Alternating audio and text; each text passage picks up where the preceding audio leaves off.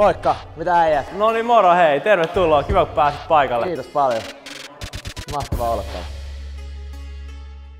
Moi, mun nimi on Mikael Heltimoinen ja tänään me ollaan Roots Helsingin joogakahvilassa, missä me näytetään meidän vieraille ja teille, miten lähtee treenaamaan street workouttia. Tässä mun vieressä on Ken Lavonen. Moro!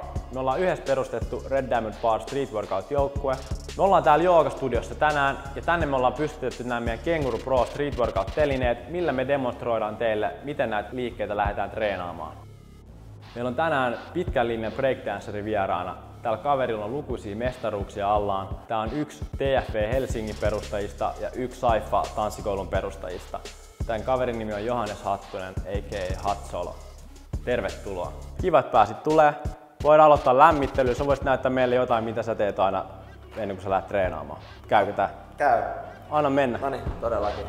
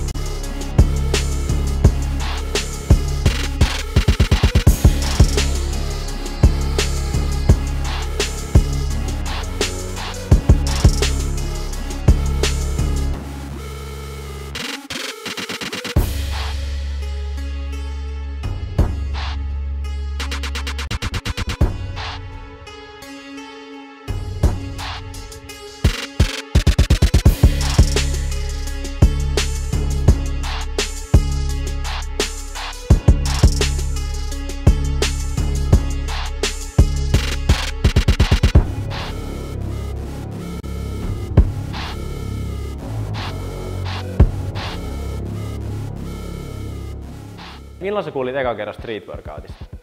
No mä oon käynyt paljon Nykissä, niin Nykissä sitten siellä jengi puistoissa veti ja sitten räppivideolla on nähnyt, kun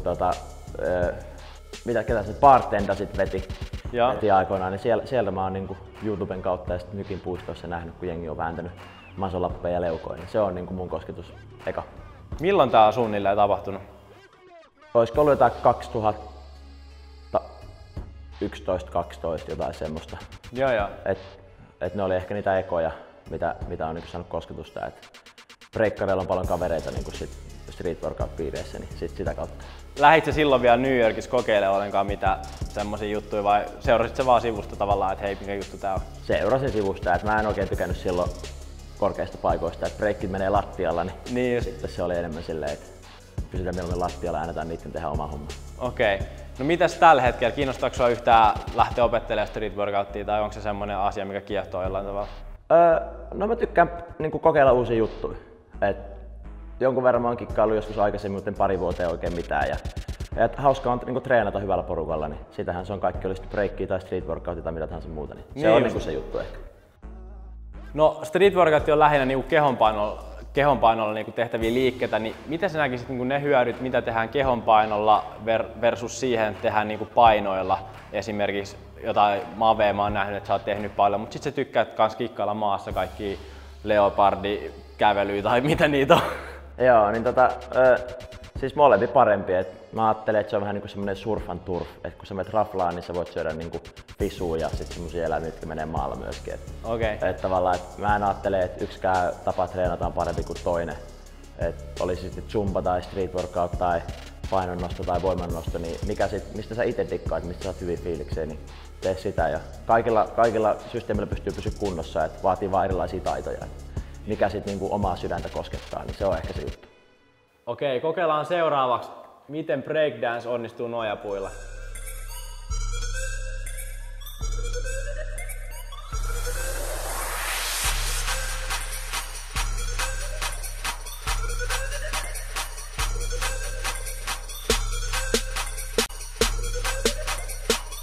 Oletko huomannut, että niinku kehonpainolla tehtävät liikkeet tai isolla painolla, niin kummasta niinku enemmän hyötyy sulle tai niinku kumpi antaa sulle enemmän voimaa tai enemmän räjähtävyyttä tai enemmän liikkuvuutta tai niinku, mikä niiden ero on sinällään siinä hyödyssä? No jos ihan puhtaasti ajattelee breikkimielissä, niin sit kyllä niinku kehonpainoliikkeet on hyviä, koska sit ne on vähän samankaltaisia. Mut sitten taas mä tykkään siitä, että mulla on tuolla 150 kiloa selässä ja sit miltä se tuntuu sitä kantaa, niin se on taas erilainen fiilis. Et tavallaan, et mä tykkään tosi paljon raudan nostamisesta ja tykkään kyllä sitten kikkailla kehon painollakin, että tangoilla mä en ole hirveästi nyt viime aikoina vetänyt, mutta ehkä pitäisi ottaa tämän session jälkeen enemmän haltuun sitäkin puolta. Ehdottomasti.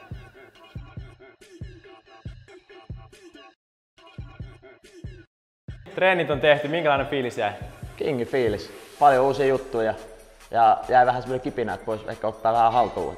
Tosi nopeasti opit oikeasti nämä liikkeet. Et mä näen, että pari päivää niin jääpä menee tosi pitkälle jo tässä lajissa. Joo, kiitos. Vähän oli niinku vieras toi niinku setappi, niin vähän hakemista, mutta kyllä se siitä lähtee. Siitä se lähtee. Hei, me mennään vähän nauttimaan raakakakkua ja kahvia, niin tulkaa katsoa mitä siellä tapahtuu alakerrassa. No niin, me tultiin alakertaa, saatiin tähän eteen kombuchaa ja raakakakkua. Vois vähän maistaa, että minkälaiset setit täällä on. Todellakin.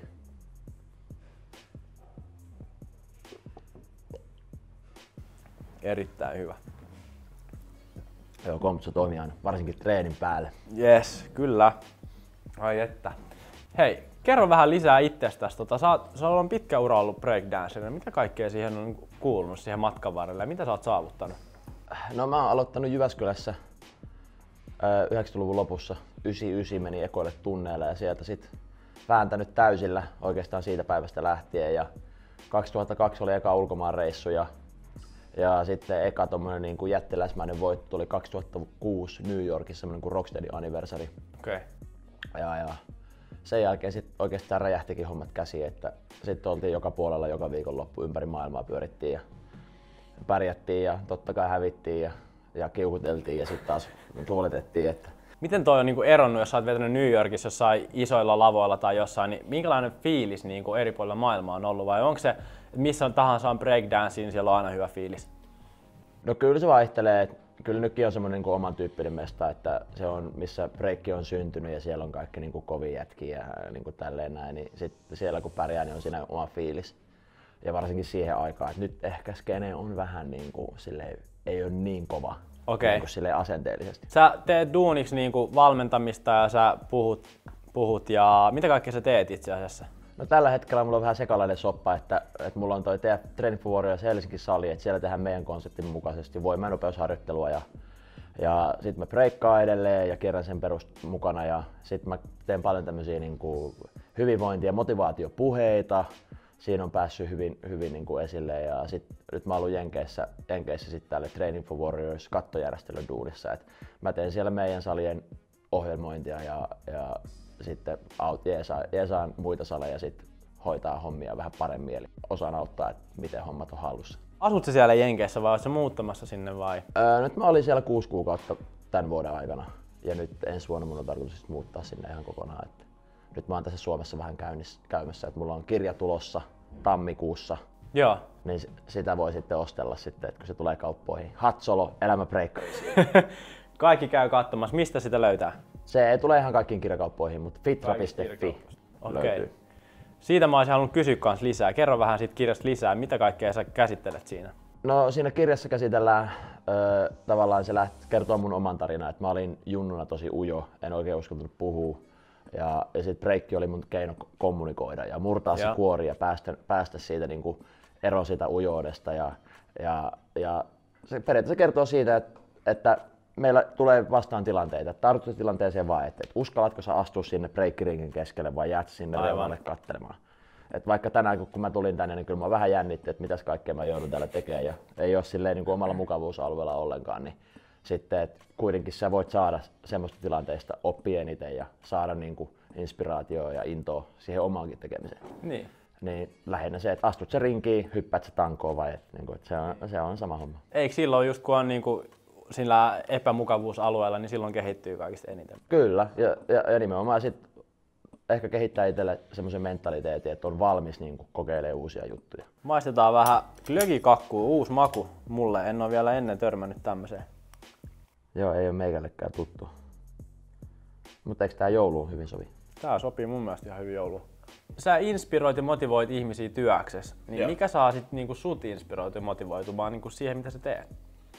No tavallaan ne tulokset, että mitä näkee, mihin ihmiset pääsee. Että silloin kun opetti breikkiä tosi paljon ja oli paljon lapsia, pikkulapsia 5-vuotiaista ylöspäin, niin sit sen kun näkee, kun se lapsi kävelee ovesta sisään ja se ei uskalla katsoa sua silmiin ja se pistää kädet tälleen näin ja sitten miten se lähtee avautumaan siitä ja sitten puolen vuoden päästä se on ihan sun iholla ja se on nää haastaa ja näyttää kurkuleikkauseleitä sulle ja kun se päättelee niitä vastaan, niin tavallaan se efekti, että miten sit vapautuu. Ja sama tapahtuu aikuisilla kanssa. Et saattaa olla niinku tosi ujoja ja ei uskalla lähteä kokeilemaan ja niin poispäin, mutta sitten pystyy niinku sillä omalla energialla ja tavallaan esimerkillä siitä vähän luomaan sitä rohkeutta ja sitä intoa, että sitten uskaltaa vaikka, sanotaan, että jos ei tykkää duunista, niin sitten ottaa vitsi loparit tai sitten, että tavoittelee niitä omia intohimoja ja unelmia, että uskaltaisi käyttää siihenkin aikaa. Niin se kumminkin rikastuttaa niin kuin taas elämää. Onko sulla mitään tiettyä ruokavalioa niin kuin treenaajana? No enemmän olin tosi tiukka niin kuin silloin kun paleo oli kova sana ja sitten mä olin, että ei mitään viljoja eikä mitään maidotuotteita ja sitten vihanneksia ja lihaa ja riisiä ja se oli niinku siinä bataattia sitten. Mutta nyt on aika paljon vapaampi. Hyviä lihoja, vihanneksia, hyviä ruokia, ei mitään kikkailua. Semmoista mitä mummokin olisi osannut laittaa. Okei. Sitten niillä mennään. Niin vähemmän niinku maidotuotteita kuitenkin. Mulla on astma, niin vähän tulee limaa kurkkuun. Okei. Niin, että on kuitenkin jotain, mikä tavallaan tuntuu, että mikä ei toimi välttämättä niin hyvin, että kannattaa rajoittaa vähän. Koet sä, että sä oot niinku tällä hetkellä siinä, niinku, missä sä haluut, tai että oot sä menossa siihen suuntaan niinku sun uralla tavallaan, niin sun tavoitteissa ja unelmissa? Joo, ehdottomasti. Että se on ollut nyt tää vuosi ollut sille oppimista senkin suhteen, että on ehkä pitänyt vähän valita, että haluanko mä olla maailman paras breikkari tai niinku ihan mielettömän kova nostaa painoja tai kikkaile tangoilla tai mitä muuta. Et sitten kun duuni on siirtynyt enemmän tavallaan puhumiseen ja kirjoittamiseen ja niin poispäin, niin se kirjoittamisprosessikin on semmoinen, että saat olla 12 tuntia niin kuin koneen ääressä. Mikä se on siis se sun tavoite? Mä luin jonkun sun postauksen, missä sanoit, puhuit, että sä heräsit yöllä tai et nukkun ollenkaan ja niin edelleen. Niin mistä se kertoi siinä? Tai niin kuin, haluatko sä avaa sitä? No joo, mä haluan muuttaa Jenkkeihin ja vakiinnuttaa siellä aseman niin kuin valmentajana ja sitten, että mä saan kirjoittaa. Se on niin kuin se. Okei. Se juttu. Ja valmentamisella mä en tarkoita nyt pelkästään sitä, että miten nostetaan punttia, vaan niin kuin ihan tämmönen. Puhun ilosta. Joo. Innostaa, sitten pistää jengin tekemään, eli ne rupeaa luomaan ja sitten saa niitä valmentajia onnistumaan siinä, mitä ne haluaa tehdä. Eli ilo, innostu, luo, onnistu. Miten sä koet niin kuin Suomen street workout? Uskotko, että se lähtee täällä näin kasvuun? Ihan varmasti. Nyt koko ajan näkee niin kuin Instagramissa ja Facebookissa nyt enemmän harrastajia. Teilläkin on oma krevi nyt, niin musta se on ehkä samanlaisessa tilassa tällä hetkellä kuin breikki oli joskus 2000-luvun alussa. Tosi kova into. Tapahtumia tulee koko ajan enemmän ja jengi rupeaa ehkä vähän matkustelemaan ja niin kuin rupeaa olemaan semmoista niin kuin on niin kuin skene oikeesti jo. Ja sit sen se vaatii, että sitten vähän semmoista skabailua ja niin kuin toisille semmoista positiivismielistä nokittelua, niin sit se kehittyy. Et semmoinen pikku kilpailu kumminkin kehittää aina sikana. Kyllä. Et jos kaveri vieressä vetää jonkun movin, niin sitten lähtee himaan sillä, että kyllä mä otan haltuun. Niin, kyllä. Pakko pistää paremmaksi. Niin. Kyllä. Se on niinku, kilpailu on hyvä kyllä. Se kehittää. Et tosi fiiliksi seuraa. Joo. Hei, oli tosi kiva, että pääsit vieraaksi. Jos me saadaan pyytää sulta vielä allekirjoitus meidän paitaan. Todellakin. Arvontana paita kaikille teille katsojille, niin osallistukaa arvontaan. Me annetaan teille vielä puhdistamolta tämmönen kiitos ja täällä on Green Streetin kahvia kanssa. Mahtavaa. Kiitos. Kiitos äijille treenistä. Ole ihan mieletön meininki. Kiitos. Noin päin. Yes. Moro.